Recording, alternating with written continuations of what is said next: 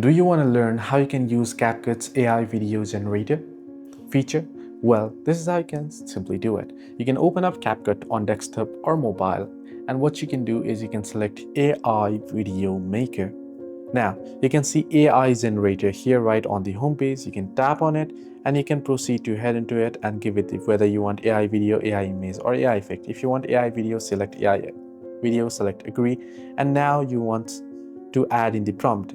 Feed it images of what kind of, if you have any particular preference, then give it, describe the video, real faces if you want are not supported, but you can also give it any other generated images face and you can ask it to create depending on it. You can select the model whether you want sedans 2, sedans 2.0 fast.